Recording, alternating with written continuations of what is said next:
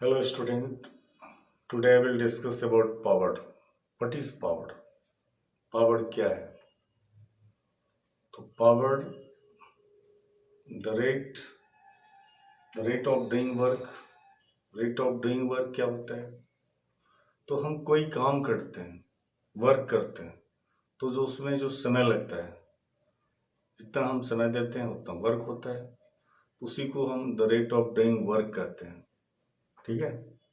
और rate of doing work depend on the doer of action, यानी doer of action जो करने वाला है उस पर डिपेंड करता है कि उसमें वो कैपेसिटी क्या है, वो टाइम के रिस्पेक्ट में कितना वर्क कर सकता है। अब इमेजिन कीजिए कि एक मानव का जो कैपेसिटी है लिमिट है, उसी के जगह पे अगर हम बड़े मशीन का इस्तेमाल करते हैं, जैसे मान लीजिए आप जेसीबी का नाम सुने होंगे। एक आदमी काम करता है और एक जेसीबी काम करता है। एक घंटा आदमी काम करेगा और एक घंटा जेसीबी करेगा। Both have different capacity, so compared to human and the JCB is a type of machine which has more capacity to do work, the rate of doing of work according to human body, so it will done more work compared to human body. तो यहाँ पे time से related है work. तो power को हम लोग क्या कहते हैं? The rate of doing work, rate in the sense of time, यानी कि काम करने की जो दर होता है उसी को हम लोग पावर कहते हैं, शक्ति कहते हैं। पावर को किससे से डिनोट किया गया? तो पी से डिनोट किया गया। यहाँ पे हमने चर्चा किया है the rate of doing work is called power, it is denoted by P according to definition of P, यानी पावर के डिफिनीशन के अनुसार P equal to work by time लिखते हैं। अब यही चीज को हम थोड़ा सा इंक्रीज कर रहे हैं आपके व्यू के लिए। तो व्हेन एफ फोर्स अप्लाइड, जब हम वर्क कैसे करते हैं? जब फोर्स लगाते हैं, when V F force apply, it means force को अप्लाई किया एनी ऑब्जेक्ट, किसी ऑब्जेक्ट पे लगाते हैं, कोई वर्क करते हैं तो वो ऑब्जेक्ट होता है, उस पर हम फोर्स लगाते हैं, then there instantaneous velocity becomes V, तो उसका इंस्टेंटेनियस वेलोसिटी क्या हो जाता है? वो भी हो जाता है, ठीक है।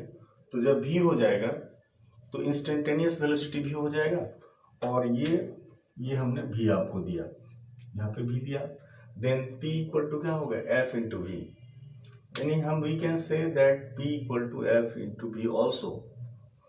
यहाँ पे न्यूटन है, मीटर इसका वेलोसिटी है, वेलोसिटी का मतलब होता है, यहाँ पे हमने चर्चा कर दिया, V equal to S by T. S ये जो है डिस्प्लेसमेंट है object, and T time taken in instant time, जो कुछ खास क्षण की बात हमने किया। पर्टिकुलर जो किसी समय की बात करते हैं उसके लिए हम इंस्टेंट टाइम की बात करते हैं। तो इंस्टेंट टाइम हमने दिया, और P इक्वल टू हमने क्या बताया? F इंटू वी बताया। फिर हमने क्या बताया? F equal to P equal to F into S by T. अब एस बाई टी यानी वेलोसिटी हो गया आपको, तो F इंटू एस ये वर्क होता है। F इंटू एस क्या होता है? वर्क होता है। बाई टाइम हो गया, तो यानी फाइनली हमारे पास P equal to W by T, और इसका ऐसा यूनिट क्या होता है पावर का? तो पावर का ऐसा यूनिट होता है जूल पर सेकेंड, और जूल पर सेकेंड को ही हम लोग वाट कहते हैं, क्योंकि वाट नामक साइंटिस्ट ने इसके बारे में एक्सप्लेन किया, और इनके ओनर में हम लोग वाट भी बोलते हैं, और वाट को डिनोट किया गया डब्ल्यू से, ठीक है।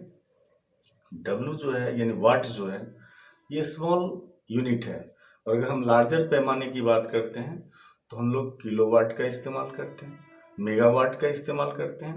अब आपको हम यहाँ पे, जैसे यहाँ पे हमने लिखा है ये वाट है, अगर लार्जर पैमाने की बात करेंगे तो इस तरह से हम लोग बताएंगे किलोवाट, और किलो यहाँ पे लिखेंगे वन, लार्जर यानी लार्जर स्केल की बात कर रहे हैं, लार्जर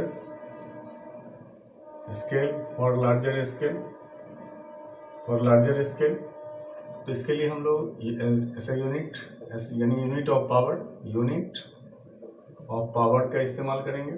तो पावर की जगह पर हम लोग क्या इस्तेमाल कर सकते हैं? अब यहाँ पर 1 kW लिखते हैं, और 1 kW का K का मतलब होता है 1000, यहाँ पर हो गया 1000 वाट हो गया। अगर इसी की जगह पे फिर हम मान लीजिए मेगा का इस्तेमाल करते हैं, M वाट लिखे, इसका मतलब क्या हुआ? ये आपको यहाँ पर जो हमने लिखा है इसको हम क्यू वाट भी लिख सकते हैं, और जिसे मेगा लिखा है इसी को हम 1000 बताया आपको, वाट हो गया।